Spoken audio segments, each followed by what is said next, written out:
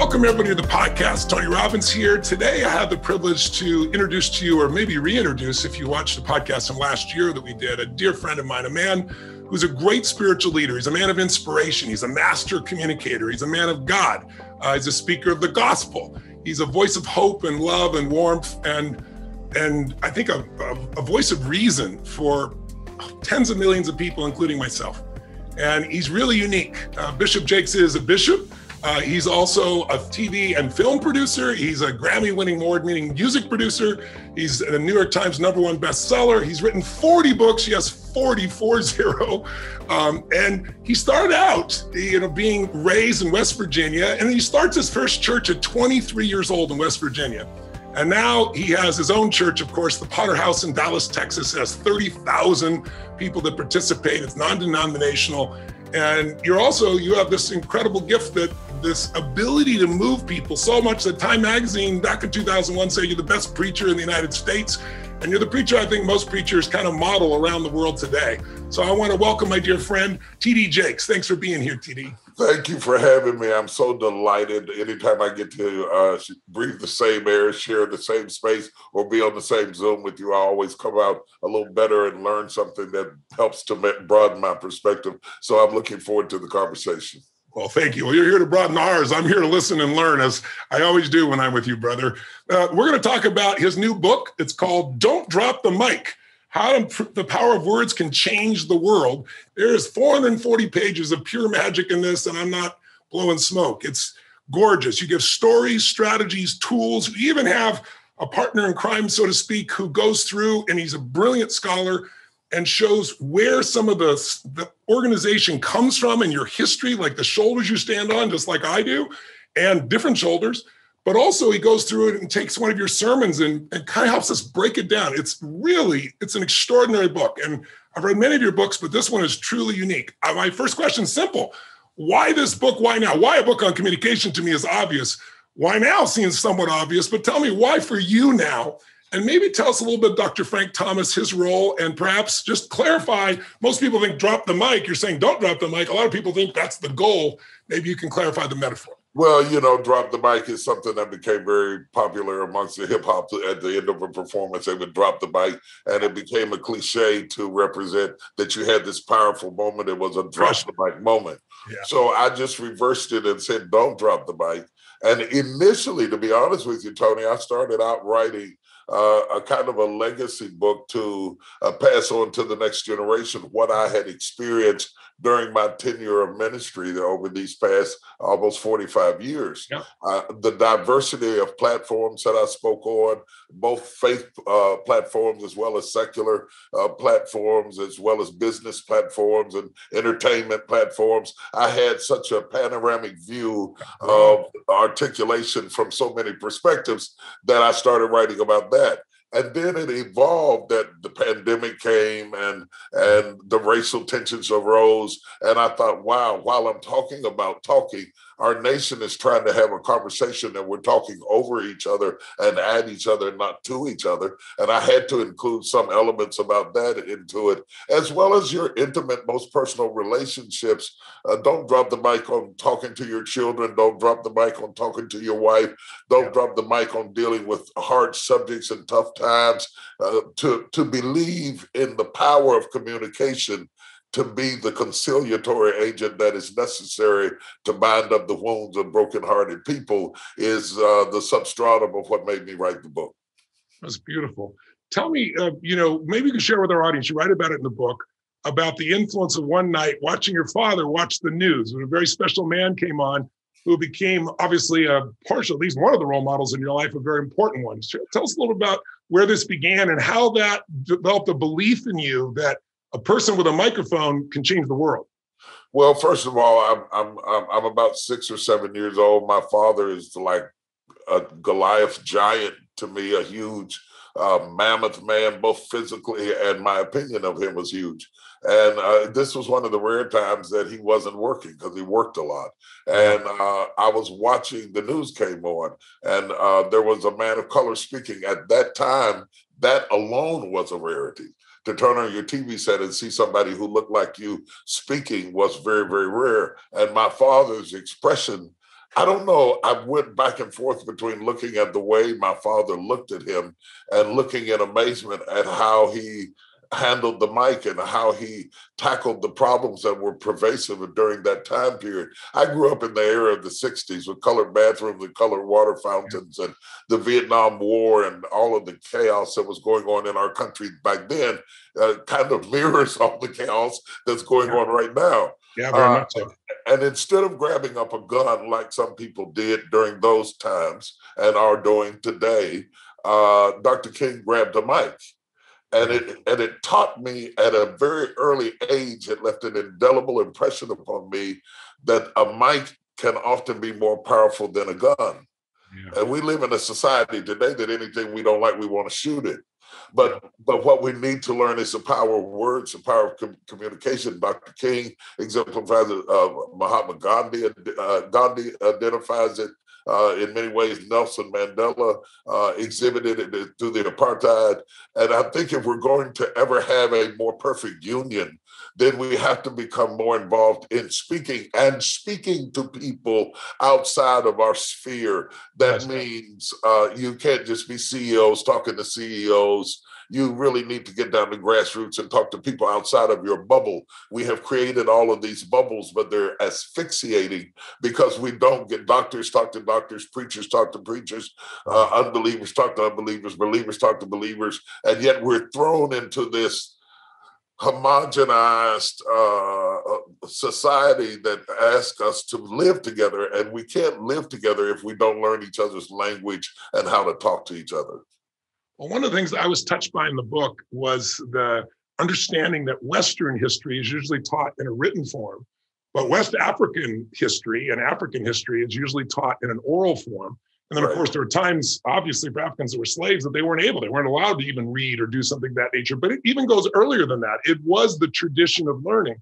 And you've carried that tradition on. And Dr. Thomas, I guess, played a role in looking at some of that. I mean, obviously. Well, Dr. Thomas's expertise is in African-American preaching. I mean, that's what his doctorate is in. That's what he teaches at the university.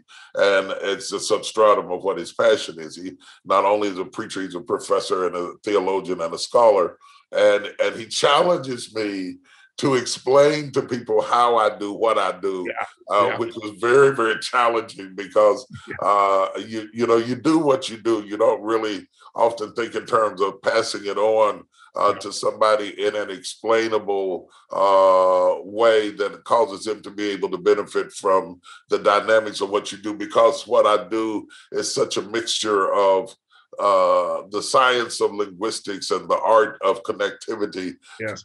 Collaborate together in such a way that you can't distinguish the science from the art of it. To know it is one thing, science. To feel it is the artistic part of it. And there I am trying to explain something that is not always tangible. It is not always, and great communication isn't just tangibles. It's not just the definitions of words. It's all the inferences and implications that come from the words. And whether you're having a discussion like we are, or whether you're trying to talk to your wife, we use the same words, but they don't always mean the same thing. Right. And understanding the distinctives can determine whether you end up in divorce court or having the second honeymoon. Yeah, big difference. I've always said the things that affect us most are invisible forces, right?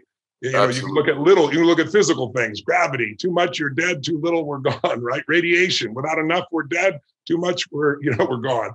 But I think the most powerful force is human emotion, and understanding that words are triggers for those emotions and that we're responsible for how we respond to them. We certainly have that choice, but different words have different potency, and you've really been extraordinary. That's why I've been such a fan of yours, is both the quality of your intellect, most importantly, the quality of your heart, but also your capacity to express that in a way that reaches the human heart, that pushes through those limitations. And your church is not all African-American, your church is a mixture.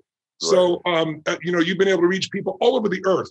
So I'm curious, what part of Martin Luther King, come back to him for a second, what part of him have you embodied or has become a part of you? I'm curious from your perspective. Well, I would never be as presumptuous as to compare myself with him. I think he was one of the most amazing orators of my generation. I agree. His Maybe of any generation. to paint such picturesque language and words, the way his voice inflection, his presentation, his mannerisms all led to an unstoppable force that actually changed the world as we know it. And so, but I think it affected all of us in some way to be inspired that there is hope in talking to people in language. And then you have to understand the underlying inference of faith in the Black community means something different than it does in most white communities, where a church is totally about faith. For us, it was where the civil rights movement was born. It was where our first schools started. It was the first platforms people like Aretha Franklin, Gladys Knight, many others sang on. They started out in a faith platform because that was the only platform we have.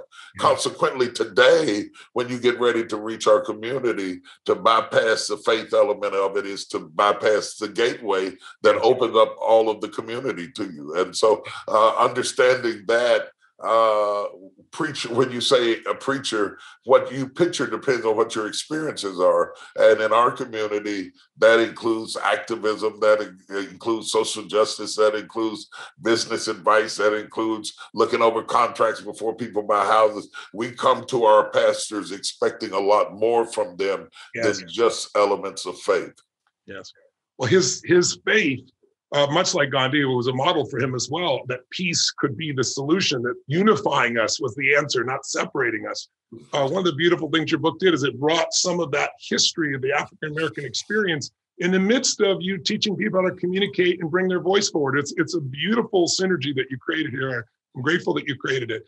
One of the things that I would like to say, particularly to your audience, living in a bubble is expensive now. You make statements that you have to spend millions of dollars to correct in damage control and public relations.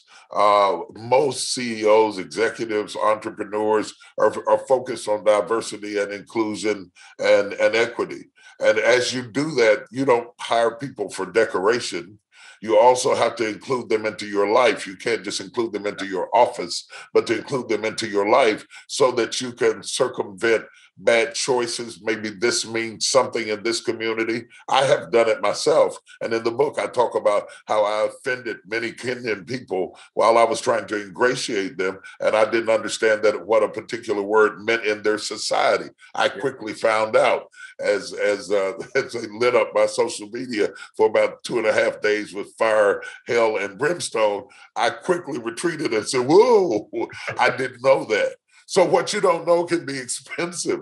It can be detrimental, and it can cause you to alienate an audience as we become more global and as the country waxes more brown. If you're going to ingratiate and have a following of any kind, you have to be diverse in your ability to communicate with them and understand sensitive tones, whether it is for somebody with a learning distinction or whether it is for somebody who is smaller of stature. Getting the right language to communicate with that sensitivity. I know it's laborious. I know it's frustrating, but it is the catalyst through which growth is attained. You have to grow beyond that which is familiar to you. Otherwise, there's no expansion. Otherwise, we just live in a box, right? And then, right. And you know, there's one thing that makes people happy is progress and growth, right? Where we grow, so we have something to give. And if we don't grow, we don't have much more to give, and then life becomes really empty. It's just about the self. And anybody who's focused on themselves, see so many people today that are extremely well off, and they're angry all the time. What are they angry about? They're angry because they really aren't growing. Right? You know, when you give it somebody everything, you think that's enough, doesn't matter what color their skin, that there has to be some form of growth. If you remind me of a funny example of one of my early days when I was in my 20s. I went overseas for the first time. And I was talking in this country and I didn't understand what's going on. I said, this is so important. Like I was doing this and all of a sudden people get really riled up. And then I started to make the linkage because I do that a lot. It means the middle finger in the country. So I was like, screw you, right? So you got to understand customs and culture for sure. But you know what's funny about that? Most of us, when we go overseas, will really study and get a briefing about the culture. Yes. But we don't study people in our own country who are distinctive from us. Good point. We don't provide them with the dignity of the importance that says you are worth studying, you are worth the focus of my intellect so that I don't inadvertently offend you. And Yeah. you have to learn in the language of the people that you want to reach what is the most effective way to do that. And I think that gives us some room for expansion, for development, for inclusiveness, for a more harmonious, a more perfect union, whether that union is in a marriage or in a workplace. There's a different type of poor. All poor people are not the same. There's a difference between being poor in the inner city and being poor in the middle of America on a farm where you're barely able to make ends meet. They're both poor, but they have different dynamics and different enemies and different things to contend with. You're not stepping over needles. You're not dealing with gang violence. You're dealing with a different kind of poverty. And so when we start respecting each other's story and listening and learning that story rather than allowing the media to tell us who other people are, we do a lot better. And so what we're doing and saying, don't drop the mic, is let's keep talking, even when you get it wrong, even when you get trolled, even when you get corrected, even when you get your feelings hurt. Don't draw back and stop talking. We've got to keep talking because we've got to keep breathing the same air, drinking the same water, sharing the same space, often sharing blood transfusions. If we can share blood, we can share conversation. That's right. We have so much more in common than we have apart. It's just ridiculous, but it gets magnified. And I know you and I talked offline. You've seen The Social Dilemma, and those who haven't, I hope they watch it. And you see how there's a certain class of people that now are treating you like you're a lab rat. They know how to stimulate you by giving you what you already believe and then piss you off by making another extreme, keep certain information from you and keep you online. And it just makes them $1 trillion. Literally, some of these companies are worth $1 trillion now with a D. Yes. But one of the beautiful things that I think that you do, and I think it's required, if we're talking about quality communication, you just said the first step in my mind, which is got to know your audience, got to know what they need. You got to know what their hurts are. I think the language either you or maybe it was in the back of your book that Dr. Thomas gave was this idea. I used to talk about fear into power, but you were talking about pain into power, right? Moving from pain into power and how to shift that. But you can't do that if you don't know someone's story, what they're going through, what they're experiencing, including your wife or your children or someone else. So I want to know for you, to me, communication is about connection and it's really about serving in some way. I mean, that's the whole purpose of it is we connect and serve. Without it, we have nothing. But what do you see as the purpose of communication? And from your perspective, and how do you know when you're effective? What makes you so effective? And I know I'm not blowing smoke your way. You know who you are. So what do you think it is? Well, at its core, I mean, there are many things, but at its core. First of all, we are one of the few species that are able to communicate both verbally and in writing, to change the meaning of something with a voice inflection, with a suffix or prefix changes the definition of a word. And we're able to write that, and we're able to read that, and we're able to speak that. So you don't see ants writing books. You don't see that sort of thing. And I think that we don't want to lose that. With 163 characters, we would have never gotten the Gettysburg Address. We would have never gotten Henry Wadsworth Longfellow. We would have never gotten Edgar Allan Poe. We wouldn't have gotten James Weldon Johnson. All of those great writers and thinkers and orators of all different cultures and kinds culminate when we respect language. And I think respect is the substratum of communication.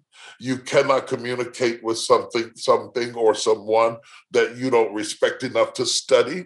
And I suggest in the book, it's not enough to study your material. You also have to study your audience. You have to study who's coming in the room. What is the demographic? What is their story? What are sensitive touch points for them? In order to be a great orator, you have to be able to use an illustration that connects with that crowd, that audience, that situation. And putting that kind of time into it is respect, because whatever we respect, we give time to. And whatever we don't respect, we don't give time to. And so subliminally, when we don't really do the research, we're saying you're not important. Yeah. And so we have to be retooled to think beyond the parameters of our sociological construct to embrace diverse types of people. And I think for me, I was amazed that people thought that I was a great orator. I never thought that I was. But what is really striking to me is to be able to add language to heart, to be able to express what a feeling feels like. You know, what does pain feel like? What does love feel like? What does hurt feel like? What does depression feel like? The more adept we are at being able to take those words and use them as paintbrushes to paint a picture that you can see of an abstract feeling that I am having, the more congenial our relationship is going to be, the more empathy we're going to have, the more connectivity becomes possible because we are hearing. And in the book I talk about, while the book is about speaking, it is just as much about listening as it is about speaking. Because if I lose my hearing right now, then eventually my speech is going to deteriorate. Though there's nothing wrong with my tongue, the deterioration of my speech is coming from my inability to hear. And we're living in a time right now that we've lost our hearing. Yeah. And it's showing up in the way that we speak to each other and about each other. We have stopped listening, so we have stopped speaking to each other correctly. That kills a marriage. That kills a business. That kills a company. That kills a company that doesn't have a way of listening to its consumer. That kills a business anytime you don't have a way of listening to not just the person in the C-suites, but the person who is pushing the broom knows something you need to hear. And really smart people make everybody a teacher. That's true. And they become a student. And that's what makes you smart, is that you never stop learning. You never stop learning, and you can learn a little something from just about anybody, including your children.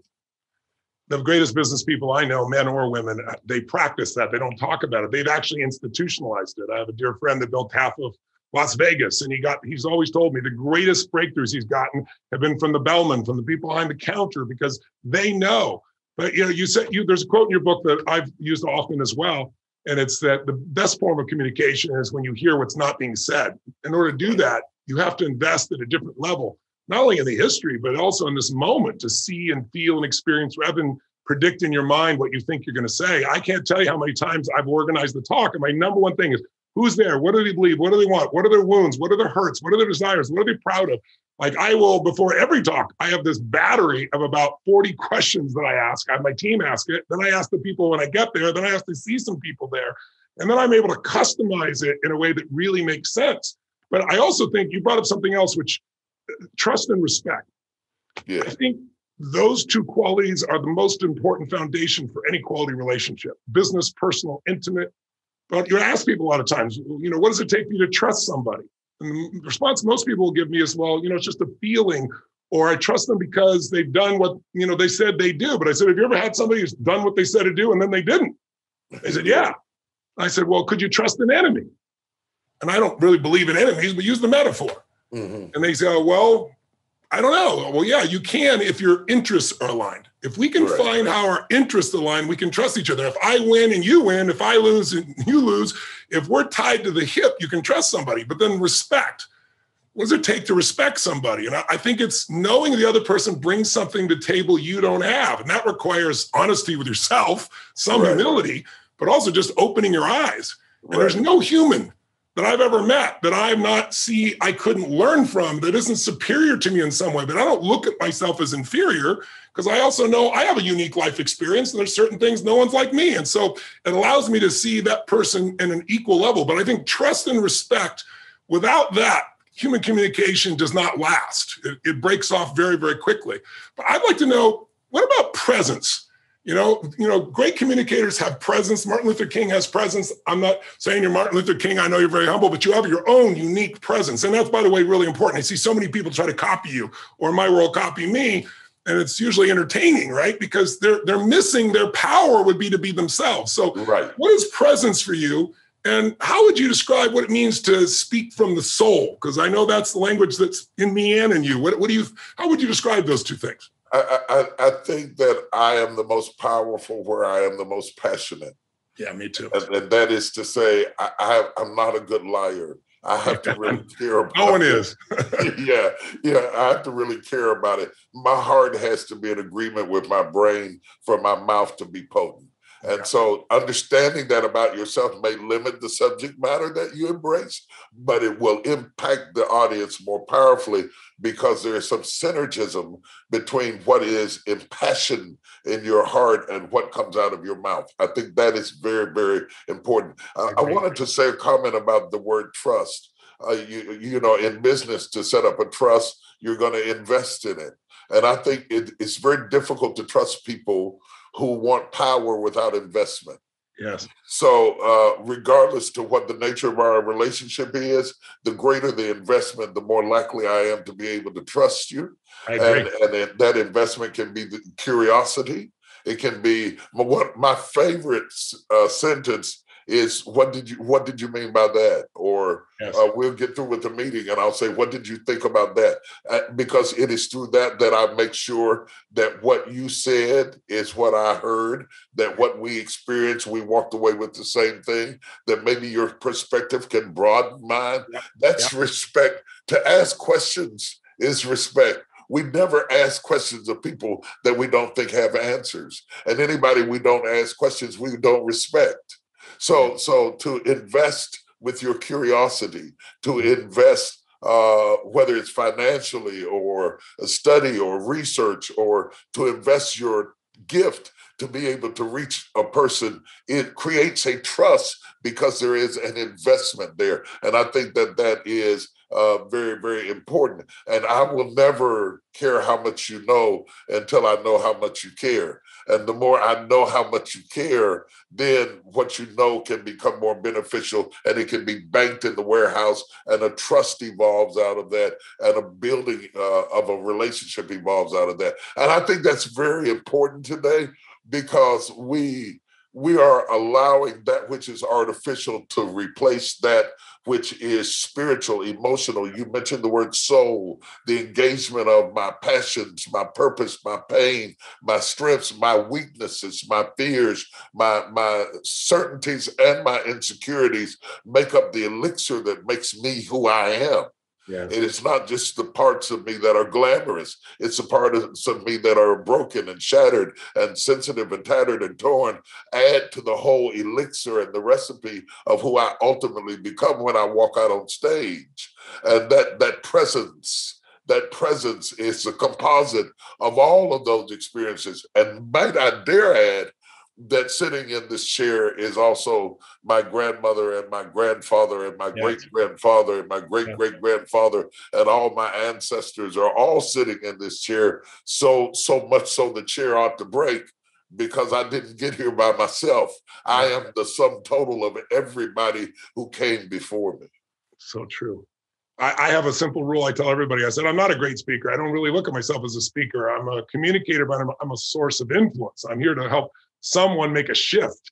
That's really my goal. My communication is to persuade someone what's possible for themselves and to move them forward, as opposed to what's impossible. I don't know about that. I have had the terrible task of having to speak behind you. So I don't know.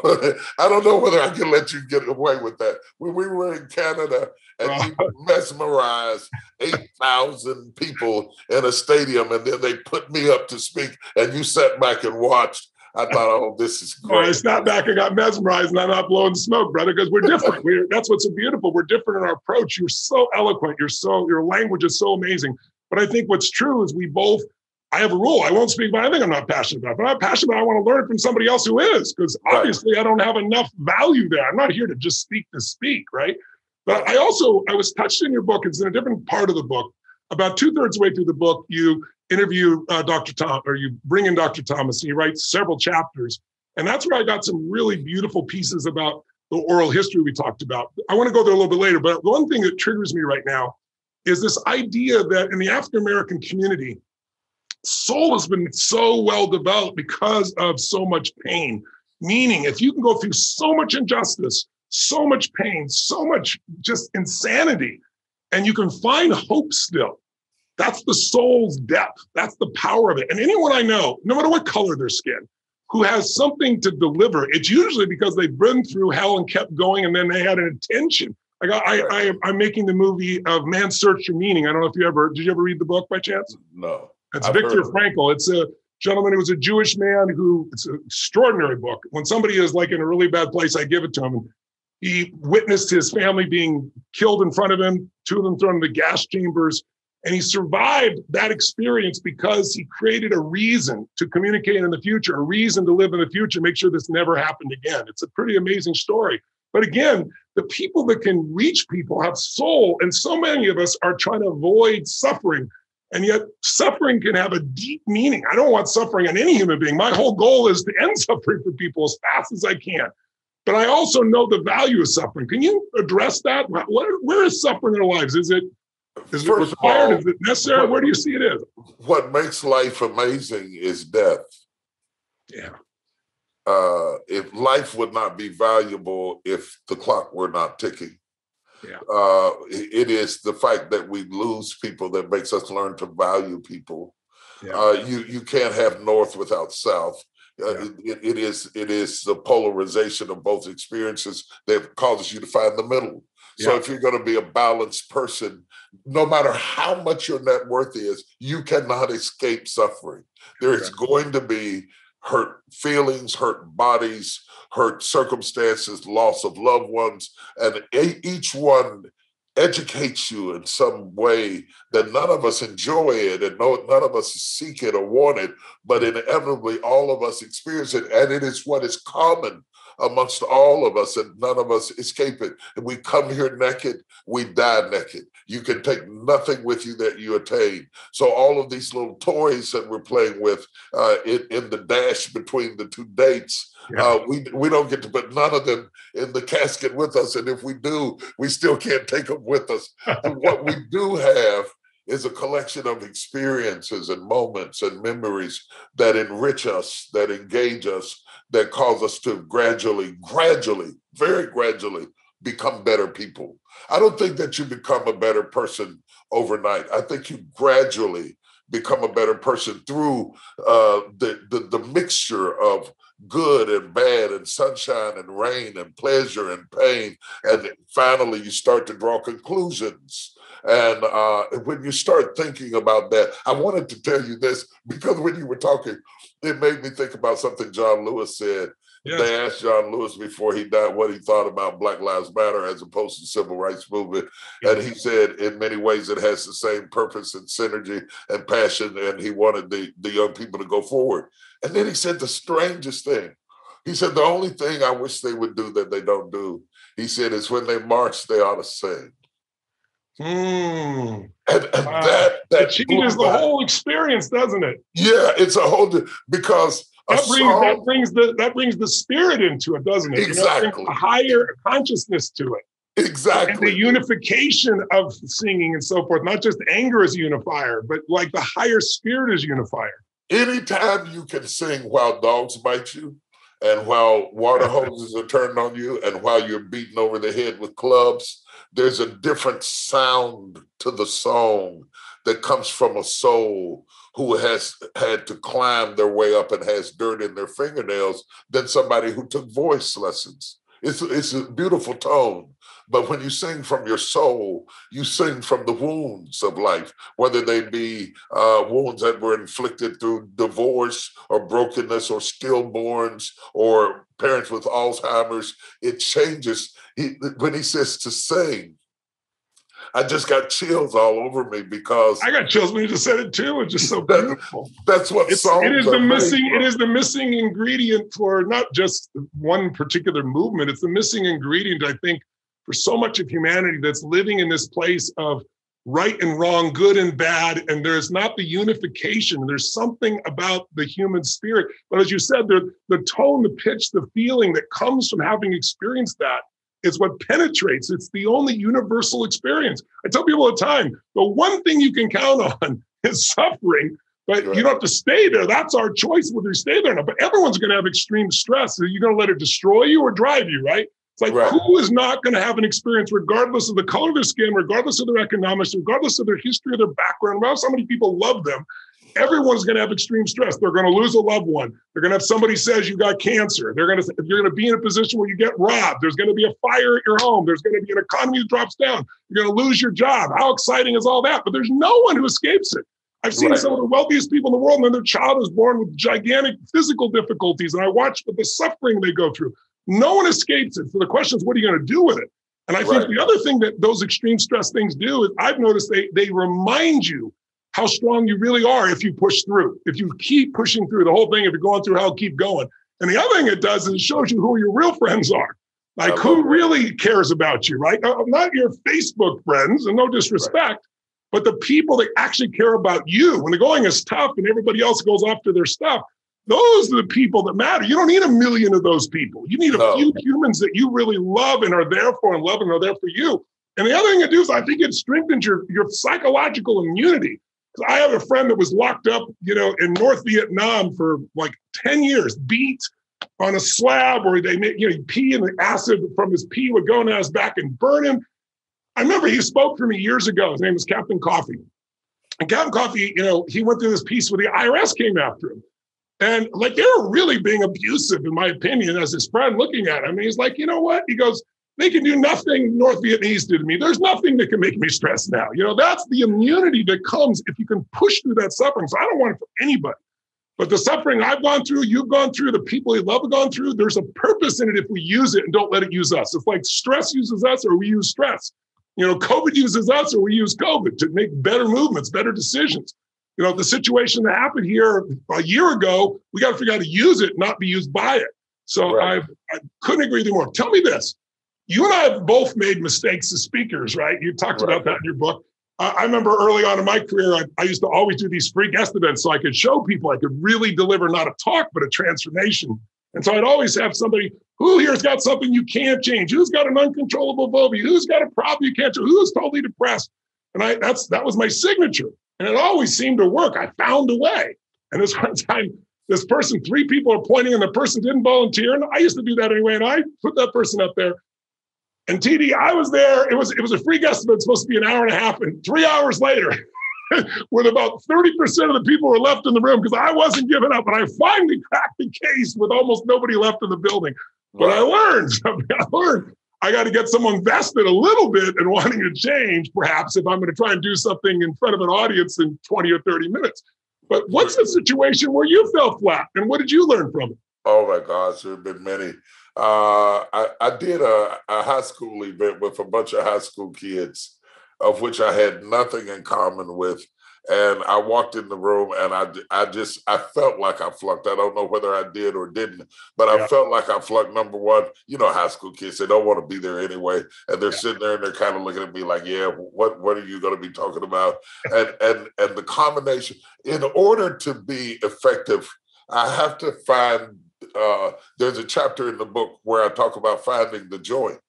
Yes, the connection. Yes, I remember. I have to find the joy. What connects us? Yes. What is a bridge that connects us? I could not find that bridge in that room in enough time, and I did a terrible job. But I learned from it that finding the joy that connects us and building out from there is how we are able to embrace new and different kinds of audiences. If you find the joint, what is common to us. And right now, what is being pumped into our veins is what's different about us. Constantly. You constantly, for ratings, for dollars, for advertisement, for hits on a site, we are being pitted against each other continually until our houses are splitting. It's not just our country. We're splitting with our own relatives. We're falling out at the Thanksgiving dinner table. Yeah. Because think about it. Conflict is throughout humanity. Conflict sells. We'll talk about this in a minute because you're really good at using drama in your speeches. But what is drama? It's conflict. And so you think about it, if there was a movie or a book and the movie starts out with, we got a main character and they're happy and they're healthy and they have great relationships and they're doing great economically and they're connected to God and they have a beautiful mission. And then halfway through, they're happy and they're healthy and great relationships, beautiful life, beautiful mission and healthy. And the end, who's going to go to that film? Nobody.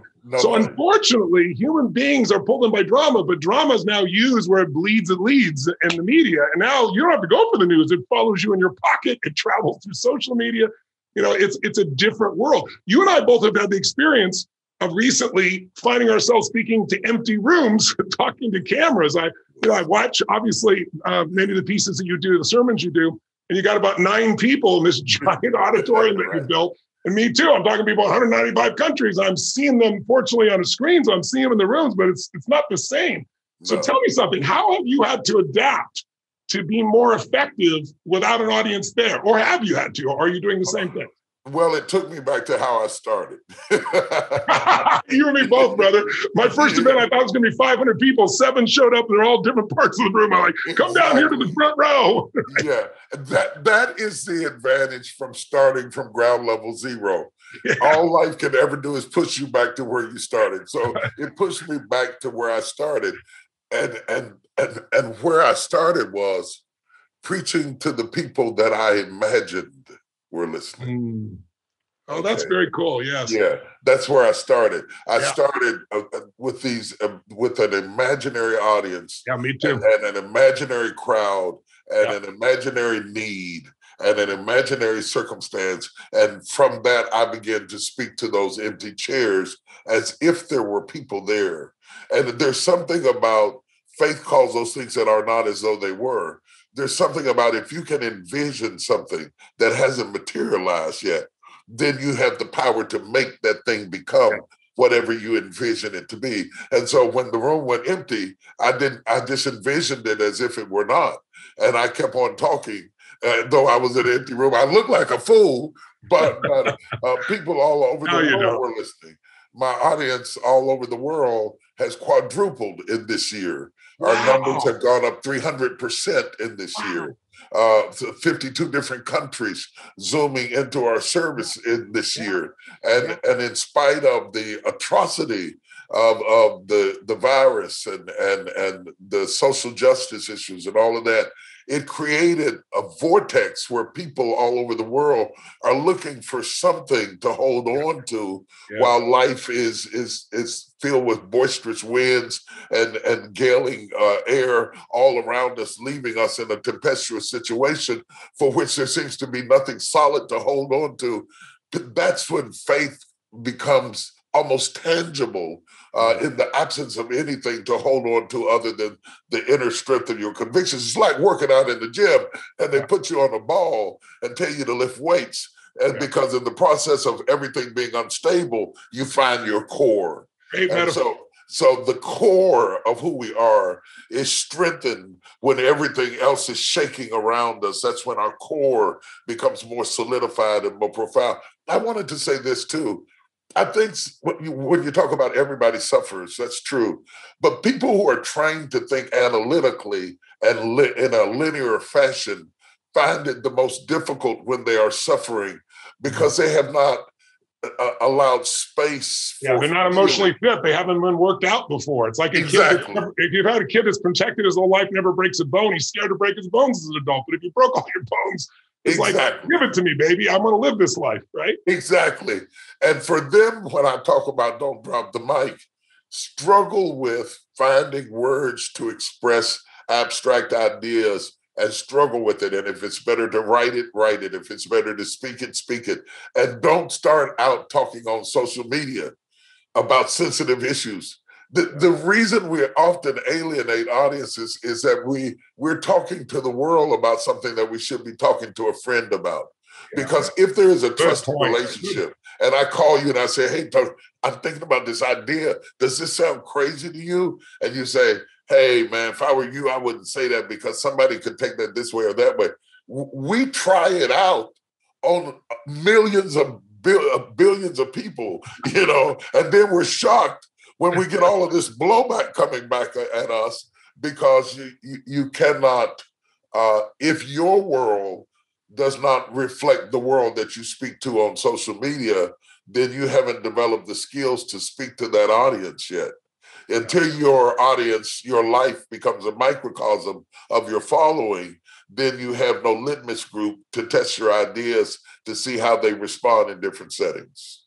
And that's absolutely true. I echo everything you said. And Aristotle also said, to avoid criticism, say nothing, do nothing, and be nothing, right? Which is not an option for anybody who really cares. And we also live in a culture now where it used to be if you didn't like something, I don't like that film, you just didn't watch it. Now somebody wants to cancel it and do it, right, get rid of it and everything else. It's a funny little phase we're going through. Funny is the nicest word that I could find for it. Yeah, but, it's let's talk about fear for a second, because if someone's going to pick up a book that says, I want to be a greater communicator and I'm going to do it beyond one person, even with one person, it can happen depending upon the person. One of the biggest fears people have besides dying, it's rated up there in the top 2 or 3, is public speaking. Right. And I don't have that fear. I remember in the beginning, I was thinking about me.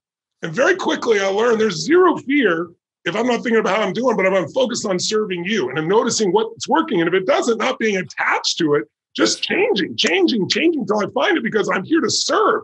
It's like you always tell people, if you're afraid, it's because you're thinking about yourself.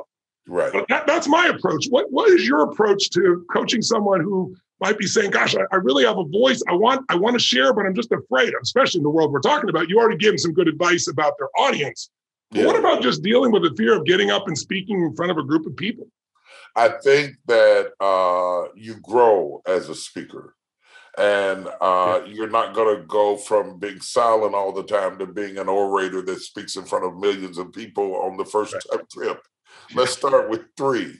Yeah. Let's start with 10.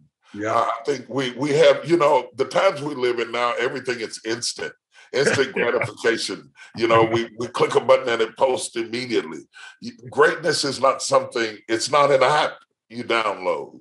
It's something that has to grow like a rose bush. It has to grow. It has to evolve. It has to bud and blossom and bring forth fruit. That whole process is necessary because it informs itself as it develops. Right. As it develops, it increases itself. It becomes more profound as it develops. So I would say to them to start out in a room, before you go into a room, you don't.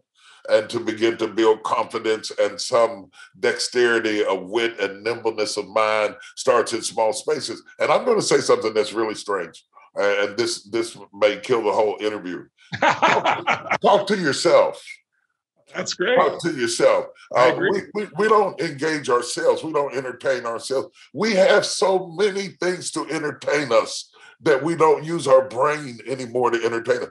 One of the great privileges of growing up poor, I was poor, but I didn't know it. But one of the great things about being a poor kid who didn't get toys, you had to create toys out of sticks and rocks and go down and play in creek beds, and it made you creative.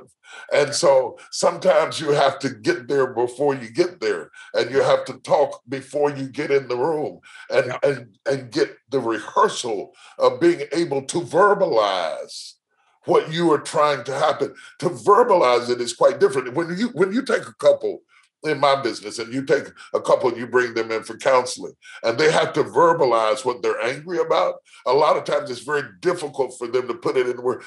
So they start insulting each other. No. You don't get to insult her. Yeah. I want you to verbalize what you are angry about. And the more they begin to verbalize, they have to calm down to do that. They have to think to do that. They have to get engaged to do that. And in the process, a little fairness creeps in and a little perspective creeps in and little by little. But if I just allow you to sling insults and rage, and what we do now, we call you names. You're a race baiter. You're a this, you're a that. You're homophobic. Whatever we want to call you, we call you a name to avoid listening. Yeah. Because once I can put you in a category, I isolate you there and I don't give you credit for being a human being. You're a white man. You're a black man. Anytime people can put a label on you, they can put you in a foul and discredit you. And that's why I don't like labels. Even when people say that I'm a minister, I say, yes, I'm a minister, but don't put a period where God put a comma. I'm a person, you know, I'm a thinker, I'm a leader, I'm a CEO, I'm a creator, I'm a writer, I'm a man, I'm a father, I'm a guy, I'm a fool, I'm crazy, I'm funny, I'm stupid, I'm smart. All of that is sitting in this chair right now. And to have the whole spectrum of yourself engaged in the process when you speak to people. They get to, because I've heard you speak, you'll make them laugh, you'll make them cry, you'll have everybody jumping and leaping through fire and doing cartwheels and stuff like that. You can get them in, but you bring all of Tony Robbins comes to the stage. It's not just a piece of him. It's all of him that comes to the stage. And I think that in order for you to be a great orator, you have to know who you are and bring all of yourself with you when you stand behind the mic. And when I said don't drop the mic, that means that the mic is attached to something. It's influence, it's power. It's not just speaking. It's a platform. It's a stage. It's social media. It's technology. It's arts. It's drama. It's film. It's music. It's song. Whatever God gave you to work with, that is your microphone, and you cannot drop it. Yeah, I love you personally. I think you know that. Love's a strong word for a lot of people, but it's just the truth. But I also think that when you look at what makes you effective, in my mind, looking across the table at you, it's all those parts of you that you describe that people don't want to take in because it's too hard. Most people are cognitive misers. They just want to figure it out real quick. Also, they don't want anything they have to be questioned. So the fastest way to not be questioned or have to think or communicate or persuade or share or anything is just label somebody. But the one thing that I think, and you tell me if I'm wrong, that is behind it all, the one thing that'll go through every shield is not judgment, but love. I mean, you can't influence somebody while you're judging them. Right. You pour so much love. I loved my audiences. I really think and feel who they are. I know they're different everywhere. Like you, I've had to adapt as well. I mean, I went from 2019, a typical year, going to 116, 117 cities and 17 or 18 countries, some 2 or 3 times, 4, 5, 6, 7-day programs, 250,000 people to 2.5 million people this year. And I've gotten to be home. That's why I now have a little baby girl, because I don't have to be a nomad. I'm still doing some live events. But I love, when I go to China, I think what's different than when I'm in Japan. And then even amongst them, who's there in that audience from that country and what's going on? What is the culture? What is the experience? So most people don't want to do that. But where is love in the magic of your power? It's everything.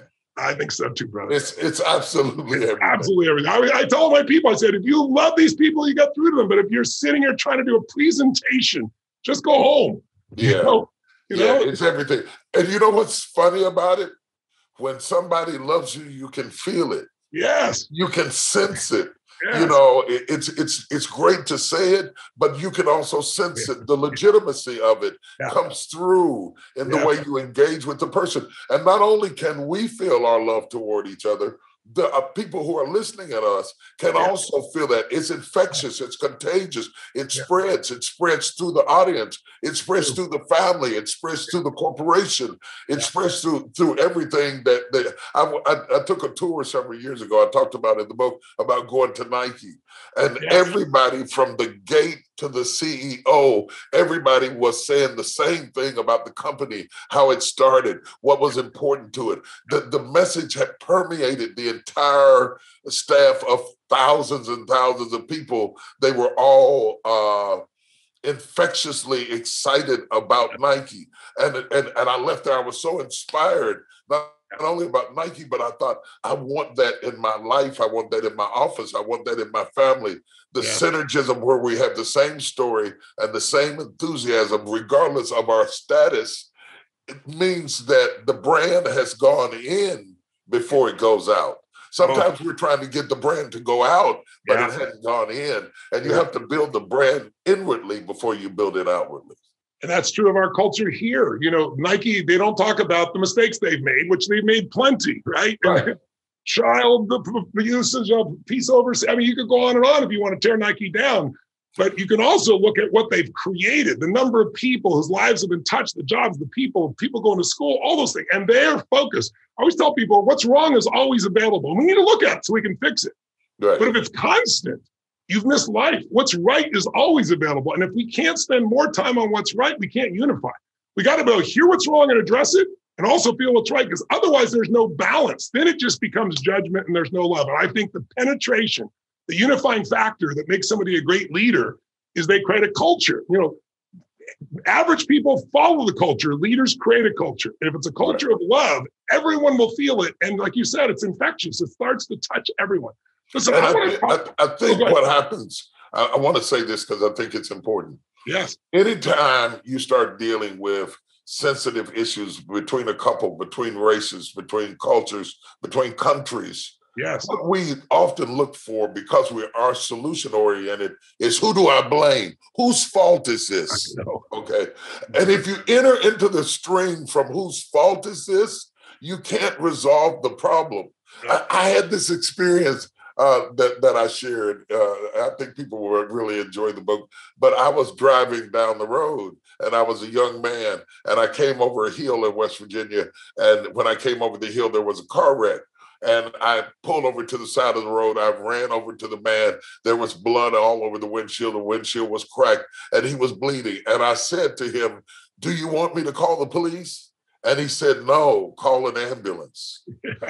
I never forgot it, because calling the police means who was at fault. Yeah. Calling an ambulance means I just want to get better. Yeah. We can figure out who gets the ticket later. Right now, I need an ambulance. I think we're calling the police on a society that needs an ambulance. And until we understand that it's that telling the truth about our history isn't blaming you, it's owning the reality without painting this facade of who we really are, so that we can demystify why we are the way we are now. We have to go all the way back to what happened then. You can't come in the last scene of a movie and figure out the movie from the last scene. You got to go all the way back to the beginning and find out why this character is enraged. So when we might shoot it out of sequence, but when you air it, you have to air it in sequence. And what's wrong with us today is we can't have a conversation about then, because all we hear when we talk about yesterday is, "That's not my fault. That's the police talking. I want the ambulance. Yeah. I'm just telling you why I'm bleeding." Okay.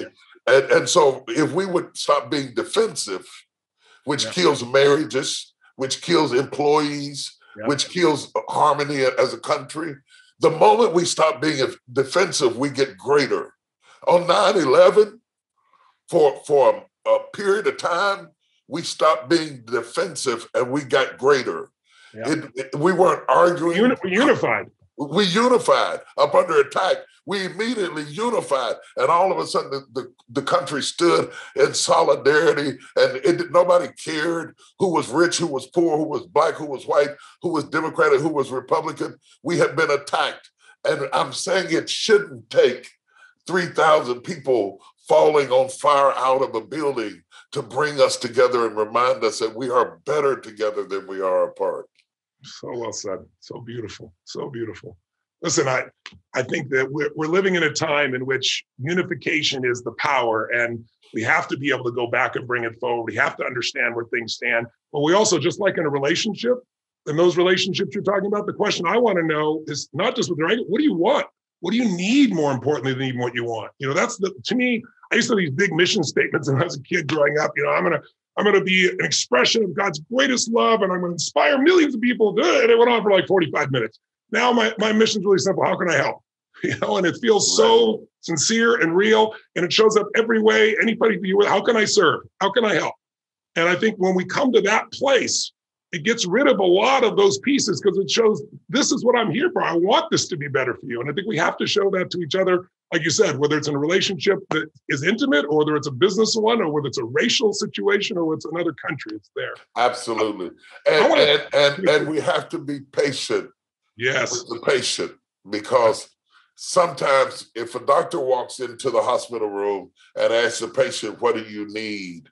he may not have the aptitude to be able to articulate what he needs. But if you ask him how he feels, he can tell you how he feels. It hurts right here. I don't know what I need to fix it, but it hurts right here. And I think that while we develop the language, it takes a while, even in a marriage. And my wife walks in there right now and says, "What do you need?" It depends. Are we talking about dinner? Or are we talking about what do you want? What do you need? How can I help? How can I help? That could go anywhere, But if you will let me find my way into the conversation, because I may not have the ability. And when I don't have the ability, Dr. King said that rioting is the language of the oppressed. When I don't have the ability to articulate what I need, all I can do is be angry. And I'm just angry. And I want you to fix it, but I don't know how to write the prescription.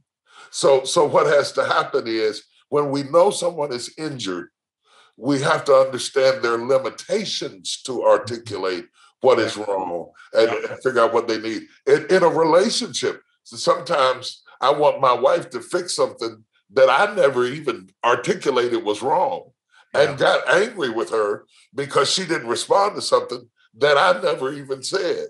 Or maybe if I walk in there and say, "What's wrong with you?" and she just starts crying, "I don't know. I don't know." I have to take the time to allow to be patient with the patient, because they don't always have the ability to write the prescription because their thoughts are blocked by their pain. And I think America is hurting right now. The people who are the most angry in this country are the people who are the most hurting. Yeah. Whether it's middle America, where the steel mills have shut down and the farmers are not making money and the crops are not growing and there's an oppression there, or whether it's the urban areas where there's issues where you're trapped by invisible walls of systemic racial perplexities that are difficult to articulate. It's education, it's housing, it's so many things, it's family, it's generational problems, family. So understanding that we all have these needs, we have to be patient with the patient. And those of us who don't have those needs, Black, white, and brown, and there are Black, white, and brown who don't have those needs, on the basis of the fact that we don't have those needs, but we have other needs, that's the brotherhood of humanity. I might not need what Tony needs, but I need something, and I can relate to your need because I know what it is to be successful and still have a need. Yeah. Because people often think that if they see you on TV, you don't need anything. that if you got a nice car, you don't need anything. And sometimes you don't even notice the car you're driving because of the pain you're feeling. Yeah.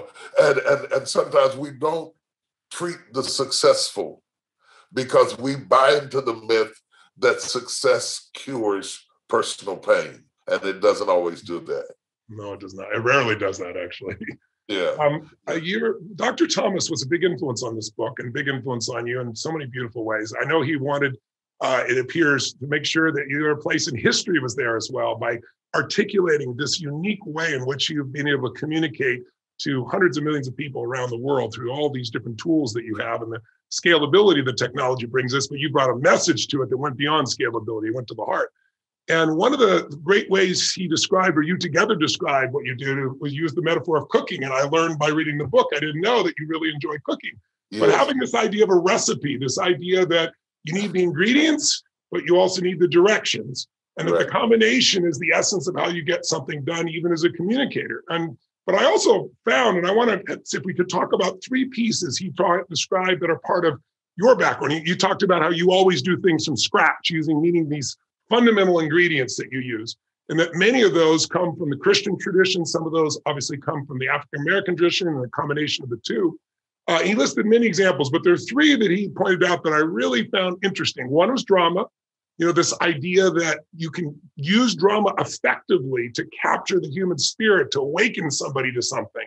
And then the second one he talked about was the will to adorn, this idea that we have this desire, all of us, it comes from within, this desire to have big beauty, experience beauty, surround ourselves with beauty. But he gave some really unique understandings to me, the white American, as to why, let's say, African Americans are pulled in a certain direction. Some people think exaggerated beauty or overdone beauty. And he said there's There's never enough beauty and it's never overdone. I just thought it was fascinating and it made total sense. And then the third one was storytelling and folklore, which you're magical at all three. So can we start maybe with drama? And when he described drama, he gave these 6 elements. I wrote them down here. Let's see where they are. The freedom of bodily expression. He's talking about drama and the African-American communication, African-American churches. That what was unique about it was you would use the freedom of full body expression, the freedom of emotion to be expressed, the tone that could vary, the volume and the call and response, and then those pregnant silences. And it's like, I read that, I was like, Quincy Jones always said to me one time, he goes, your DNA, Tony. What's that? He goes, you're damn near African. And if those are the criteria, I certainly match a part of it. But tell me a little bit about how important drama is for someone to be effective as a communicator, whoever they're talking to. And then let's take a second to look at this idea of adorn to beauty and a little bit of storytelling. We'll do them one at a time if we can. First of all, let's take the drama. Christ spoke in parables. Yes. Told stories. Yes. And they were dramatic stories. And he did them to describe the abstract kingdom that we couldn't see. And it said the kingdom of heaven is lacking. And so drama takes something that you can't touch and brings it down to something that you can relate to. Yes. Okay. Drama connects us. It connects us with abstract ideas and brings it center stage, often through the dynamics of a story, because it is easier to scrutinize a character than it is to admit that's me. Yeah. Okay. So sometimes I can teach you something through a character. A certain man had 2 sons. I can teach you something through a character that I couldn't say to you directly. How are you treating your kids? You don't spend enough time with your kids. You're going to get defensive. Oh, yes, I do. I do. So. But if I tell you a certain man had 2 sons, I don't have to fight through your defense. Plus stories entrance you, right? They take you internal. If I want you to think about your high school years, I talk about mine. If I want to talk about your mom, I'll talk about my mom, and you go there. You can't help it, right? Exactly. And all of a sudden you are in that moment. A perfect example of that was when George Floyd cried out from beneath Chauvin's knee for his mother. Yes. White women, black women, brown women, every mother on the planet saw her child under that knee. And said, hold up, he's calling for mama. I'm coming, baby. There are certain things that are common to us, and drama creates that. That's why the arts are so important, because drama creates a platform to do that. The second thing that I want to say about drama is important. In a remote control world where we click a button and we can cut you off, we're not going to sit there long if you're standing there like a stick and the only thing's moving is your lips, and you don't have any drama, when we're used to being sensory overload through all of the devices that we have, and we're watching multiple screens simultaneously.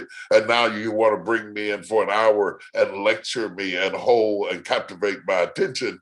I think the drama, the full engagement, the whole cacophony of the orchestration of you, what makes an orchestra beautiful is how we take all of these different instruments and orchestrate them to produce a song or tune. That's the same thing that a speaker does when you take all of you and it's not just bringing it and throwing it all on the table. It is being able to orchestrate it in such a way that there is harmony to produce an expected end. So we do that through the instrument of dramatization.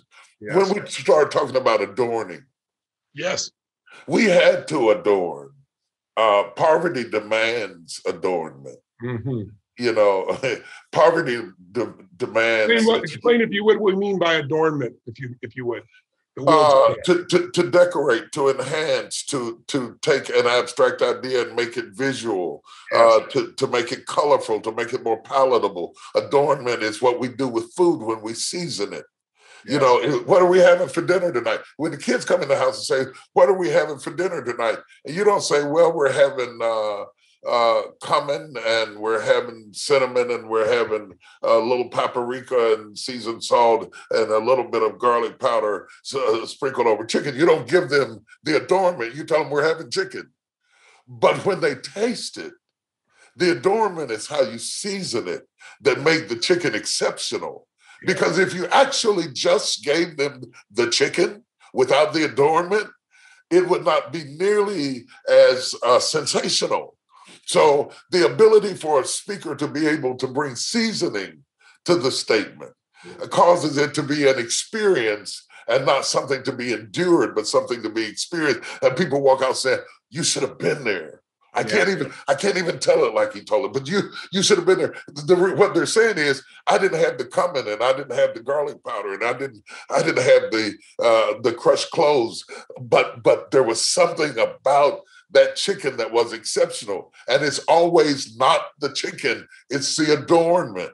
And so to adorn a message, to adorn an address, sometimes it is the fact that you fell down on your knee to propose. It is the fact that you had music in the background for the first kiss. It is the fact that the tinkling of Chablis glasses connecting together, it makes the moment memorable. All of that enhances, it adorns the moment. It isn't the moment, but it adorns the moment. And so we come from a history that required adornment because we didn't have money and we didn't have things. So we had to adorn the moment through little things like jumping the broom when we got married, which was the African tradition. You had to adorn the moment. We couldn't go shopping for wedding gowns and do all of that sort of thing. But that does not mean that there is not a poetry, even in poverty, that there is not class and beauty, even in pain. There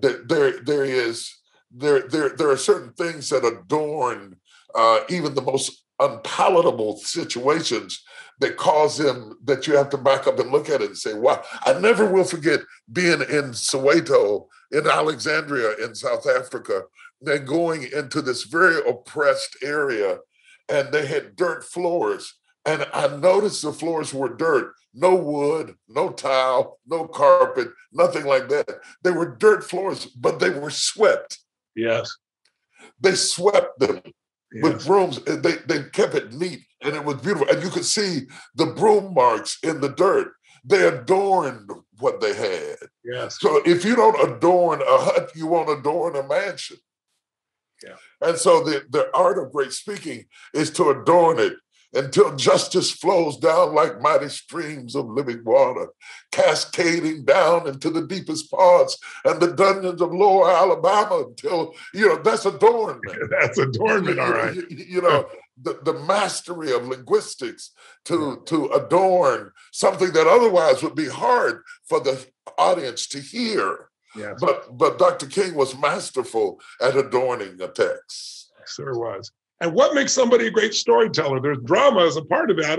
What other component is there that makes a great storyteller? Because, Jesus, as you said, was a great storyteller. I think part of it is he related to people with his stories. He didn't go recruit Christians. He went to the fishermen and said, become fishers of men, right? Oh, I understand the whole process. Put a little out, they bite, bring them in. So, but what do you think makes somebody a great storyteller, or how can someone become a better storyteller? When we don't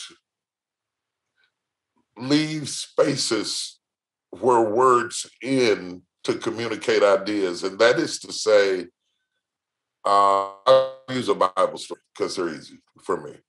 Blind Bartimaeus, the Bible says, the son of Timaeus, sat by the highway side begging, and he heard that Jesus was passing by. It doesn't describe the Palestinian wind, the sand that had cut into his bones, the aches and pains and the disappointment of being set there every day. It just says he sat by the highway side begging. And then it doesn't dramatize the fact that though he was blind, he could hear. And how, in spite of losing one thing, he had not lost everything. And he had learned how to use what he did have against what he did not have. That's not written there, but that's part of the story. Yes. And he cries out to Jesus at this high decibel pitch scream, have mercy on me. But if that's all you read, but you didn't read the intensity behind it, that it was the desperation that provoked the scream, and that his heartbeat was racing and his blood was pulsing through his veins and his neck was strained when he screamed above the crowd to catch the notice of a fleeting moment, that if he lost this moment, he may have lost his miracle. And so desperation drives him beyond protocol and makes him become more rambunctious and demonstrative to get the attention of the only help available, because it was, in fact, passing by. So when I stopped, you see that? So when I said it was, in fact, and I paused, that's the pregnant pause. Yeah.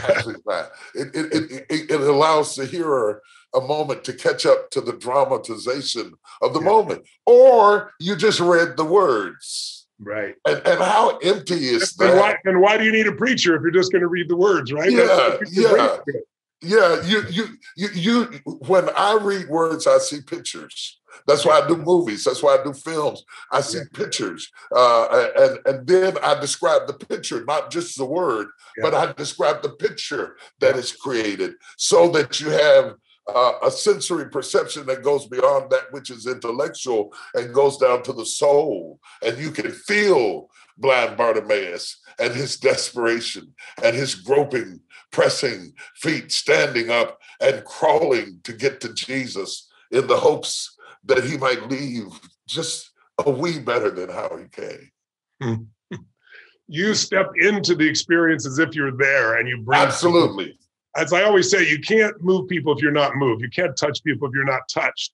And unless you're in the experience, you can't bring someone to that experience. And you are magnificent, both in linguistics, but your capacity to step into that moment and live it as if you're there yourself and share it with your audience allows them to experience it as well. It's gorgeous.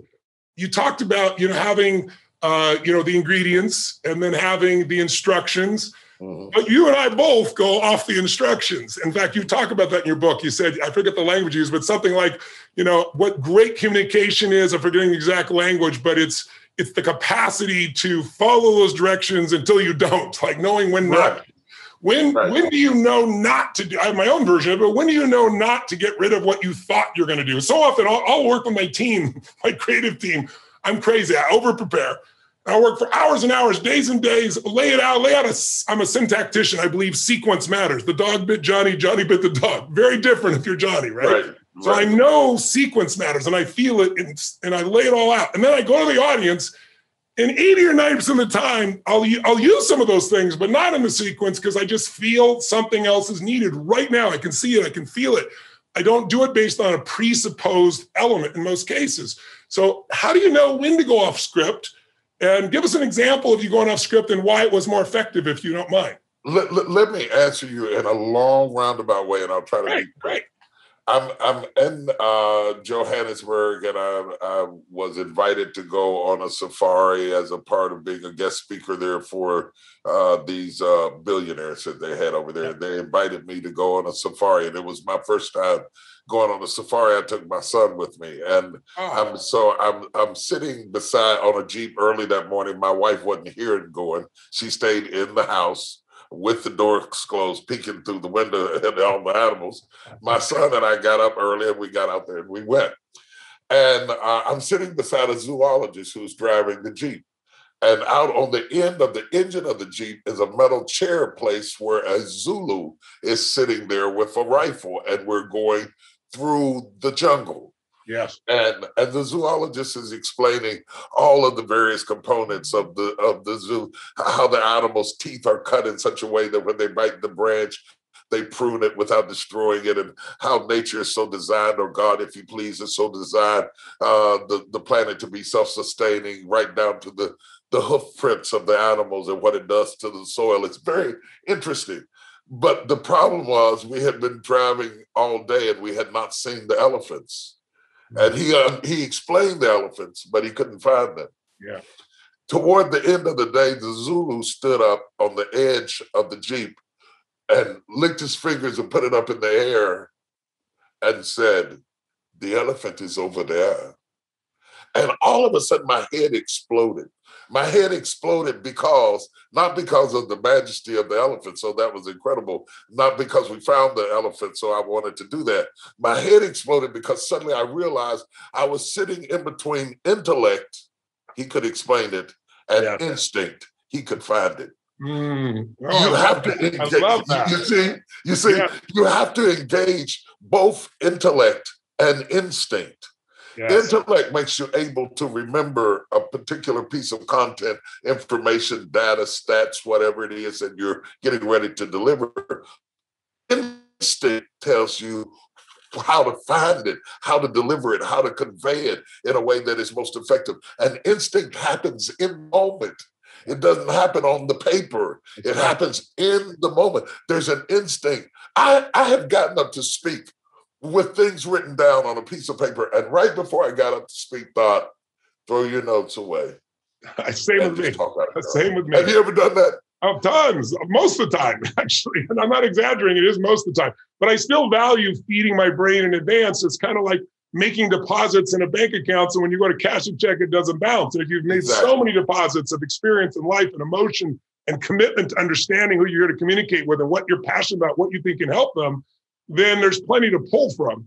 But it's part of like, result. I always tell people success in life is a result of good judgment, right? You make good decisions, you're going to have a great life. Good judgment comes from experience, right? That's where part of our instinct comes from. And experience often comes from bad judgment, right? It's like you learn. Right. So, but I think trusting that instinct, whether you have history or not, you're still a human being. And I think we all have it, but people don't always trust it. And that's one of the great gifts that you have. That's why the spontaneity of what you do, like you've done your homework, you know your core message, the messenger that you describe, what is your message? But you also can vary in the moment and embody it all those pieces. Well, if you think about it, intellect on the level that we're talking is unique to the human species. Yes. But instinct is common to all forms of life. That's right. It's why turtles lay eggs on the beach, and the moment that the turtle eggs are hatched, they instinctively turn toward the water. And sea turtles will immediately flap their way down to the water without instruction. It's instinct. It's why birds fly south in the winter. It's instinct. It's why whales mate in Mexico in January and December to March, because it's instinct to go where the waters are warm for the birthing and the raising of their babies. Instinct. And we have both. Good God, we have both. We have intellect. We've got the zoologist, we have the intellect, and we've got the Zulu, we've got the instinct. And if we put them together, because sometimes what wins your son if you're losing ground with him isn't your intellect, your degrees, your accomplishments, or writing him a check. It's the instinct to understand this is a be there moment. Be there moments do not come with warning labels. It's instinct. And so the instinct is just as important as the intellect. Whether you're building a sermon, whether you're pulling a cake out of the oven, the instinct says that the recipe said, leave it in there for an hour and 20 minutes. My instinct says it's done at an hour and 10. Yeah. My instinct overrides my intellect. I pull it out then, and had I left it in the full time for my oven, it would have been dry. But my instinct saved my intellect. What we want to do, and the reason I wrote the book, is to adorn you with both the intellect and the instinct, to be able to be better at verbalizing, the sensitivity to know when and where and how to bring your best self to the stage, whether the stage is a typewriter, a laptop, whether the stage is the company you own, or whether the stage is the family you love. We don't want to lose any stages. And the thing that will cause you to lose the stage is if you don't recognize the value of the mic. Yeah, it's beautiful. And you just did the best summary of your book that anybody could give. Of course you would, it's your book. So I hope people pick it up. I think instinct and intellect are harnessed when you have a purpose that's bigger than yourself. Right. When there's a purpose for what you're doing more than yourself, there's something about life that supports something that's supporting more of life. Like, you're doing it for yourself, it's certainly life's going to show up for you. But if you're trying to do it for your family, you're supporting more of life. I think you're different inside. A community, humanity. I'm not talking about virtual signaling bullshit. I'm talking about, what's in your heart. Right. That, in my experience, the instinct and the intellect come together for a higher purpose, and you don't have to think about it. It just comes through you. And then it's your job, as you said, to recognize and use it. But when you're already focused on serving, it tends to happen, in my experience. So let I me think ask the you. older you get, the closer you get to valuing selfless giving toward purpose and destiny and legacy. I think when you're younger, you're trying to prove to yourself, do I have anything? Yeah. And once you answer that initial question, do I have something? Then the question becomes, how can I use it to better serve something bigger than myself? Because suddenly in the middle of my life, I realized that I am not living with you. I am dying with you. Yeah. Your own mortality, without a doubt. Without a doubt. The moment I know that I am not living with you, that I am dying with you, then our conversation becomes so rich. True. I mean, talking to you right now, I lose sight of the fact that anybody will hear our conversation. Yeah, me too. Our conversation becomes so rich because we were chosen not only to live together, but to die together. And we're having this conversation while the clock is ticking. Yes. While the clock is ticking. And we will never, if we do this again tomorrow, at the same time, in the same place, in the same clothes, we could not recreate this moment to save our lives. This moment stands in a category all by itself, to be savored, to be enjoyed. And then it dissipates and goes to live in our memory bank until our memories are gone. Yes. You make it so rich because you said, my wife, I always call her Dr. Death because she always compares everything to death in this area, but death being a counselor, not a jailer. That's the difference. Some people think of it as a jailer and it becomes fear. And I think you quoted somebody in the book here, you're talking about when we fear something, we either worship it or we don't understand something, we worship it. I think it was Alice Walker.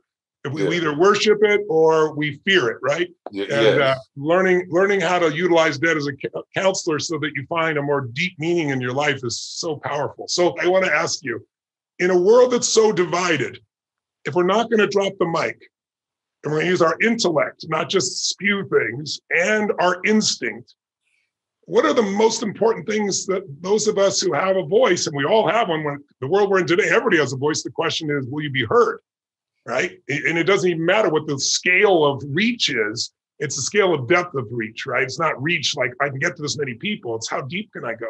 What would you say are some things, maybe some principles that you would say would guide someone to not drop the mic in that moment and to not push people away, but bring in ways to make sure we find ways to appreciate and unify rather than separate? Because you talked about in the book, if I remember correctly, the language I think you used was something like those that communicate in the way that separates or builds a bridge. Right. How do we, in those moments, not screw it up by just our own emotion or our own desires, but use it to build a bridge instead of distancing or pushing people away from us? Let's let COVID-19 become our teacher. There are 8 billion people on the planet, but it infected us one at a time. The real change happens one at a time. Yeah. It didn't affect every country at the same rate or the same pace, but little by little, one at a time, it spread. And at first we called it an epidemic, and then it kept spreading and spreading. And then they said, no, it's a pandemic. Yeah. And then it became a matter, it was almost unstoppable when it happens one at a time. And that's something everybody listening at us can do. One at a time, we can change the world.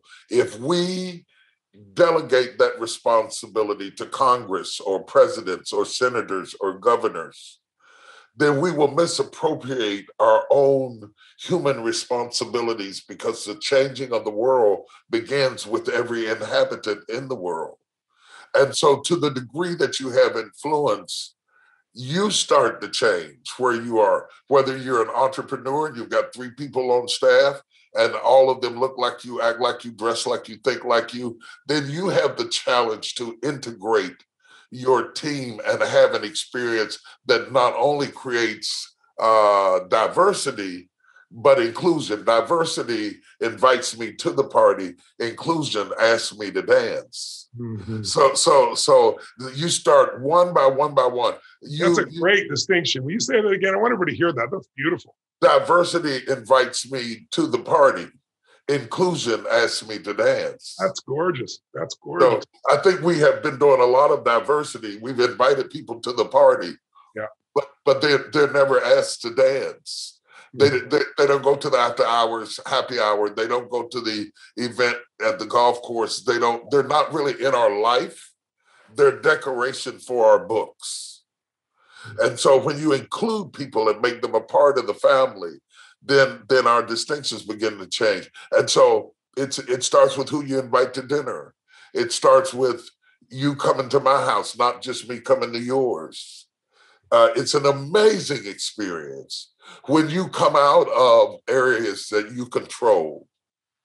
How much more you learn about people when you don't control what time dinner starts and what we're going to have for dinner and what's going to be on the menu and what kind of music is going to be played. As long as you are in control, you may invite me into your control, but I'm still subordinate. Give up the power of always being in control and sit down on the floor with the Japanese and have a meal. Even though you're not good with chopsticks, have the experience where you don't control all the variables. It starts on that level. Go through a neighborhood you drive past. The highways allow you to bypass them, and so does your heart. Because anything you can drive past, you can live past. Talking about having the experience. Yeah, I've always said that a belief is a poor substitute for an experience. Absolutely. You can have a belief about white, black, brown, purple. You can have a belief about China, but until you go to China, and not a sanitized version of it, right? Right. As you described, because you call it an American experience, is more of a sanitized one. But if you go be there with real people and real experience, then you start seeing the universals and you also see the differences. And then you don't just learn them. Many of them become a part of you. My final question for you, dear brother, and thank you for going for so long and going forever with you. I just looked at the time, gone way over, but thank you. And before I ask you that, I want to just remind everybody, you got to go pick up this book. If you're not convinced by now, you never will be, but go pick it up. Just don't drop the mic, right? This is your opportunity. My last question, simple. What's the purpose of your life at this stage? At 63 years old, when I say purpose, like I said, everyone expresses it differently. There are many purposes. And what are you most passionate about today? I have always been one of those crazy nutcase individuals who thought he could change the world. And I remain optimistic that I can change the world. Yes. And with the degree of strength and days and wind and breath that I have left, I want to do things that leave the world better than when I found it.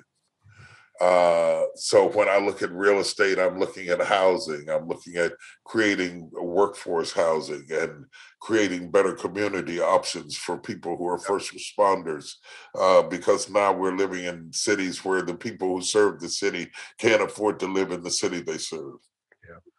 So I have this lofty notion that I can change the world, that I can get inner city kids pointed towards science, technology, engineering, and math, that I can make inroads there by exposing them to summer classes on STEM and after school classes that help to subsidize what they're not getting in school. I still think I can change the world. Out of the 30,000 formerly incarcerated inmates that have gone through our Texas Offenders Reentry Initiative, on one hand, we're training the inmate for a job, and on the other hand, I'm meeting with CEOs saying, will you give them a chance? Yes. And so I'm trying to supply need and supply, because sometimes there are CEOs who really want to make a difference. Yep. But you putting an ad in the Wall Street Journal won't reach the guy you're trying to touch. Okay. And so I want to be a bridge that connects supply and demand, so that the best of us can go forward with the country, rather than to sit around the pool waiting on those that we have elected to change the world, because they are encumbered by politics when it comes to changing the policies that create a better, more holistic country and a better and safer world. Sometimes they have to obey the rules, and it will take 10 years to do something that you and I can get together and do in 10 minutes if we don't relegate all the change to their plate. Certainly a degree of change belongs to them and only they can do it. But Dr. King wasn't a senator, you know. He wasn't a mayor or a governor or a president. He was dead at 39. Yeah. And yet there's not hardly a country you can go into that doesn't know who he was. And he did all of it before he was 40. We are the people we have been waiting on. And it starts when we speak up, not when they speak up. It is when we speak up. And I still think I write toward that end. I live toward that end, that I could leave a legacy behind me that I change. If I didn't change the world, I changed somebody's world. Yeah. If I could change somebody's world, then to them, I changed the world. That's true. That's beautiful. Well, thank you for not only sharing with people how to be more effective communicators professionally, personally, but for the spiritual and soulful nourishment that you always bring because of who you are as a man and as a soul. Take in what you've heard today from this man's soul to yours and decide, what can you do? What can you do today? Because so many times people say, I don't know how. Dr. King didn't know how. You know what and why. You know what needed to happen. You knew why it needed to happen. And then, you know, how will show up. The tyranny of how is what keeps people from starting, I should say. It's what stops people. So you're not one of those individuals. And I hope today people have been inspired on multiple levels to live a deeper, richer, and a more integrated life. So blessings to you, my brother. And thank you for your time once again. Thank you for your time and for the interview. And most of all, sincerely, on a personal note, I thank you for your friendship. It has often been a blanket that kept my heart warm. Thank you. You're better and more articulate than I am, but I think you can feel from my soul to yours how much I love and appreciate you. And I know people will be touched because people are touched by what's real and what's raw. And there's so much fake in the world. Even reality television is fake, as you well know. Right. It's nice. Right. A couple of brothers can get together and talk truthfully. So thank you for that great privilege. And I look forward to seeing you soon. Thank you. Take care.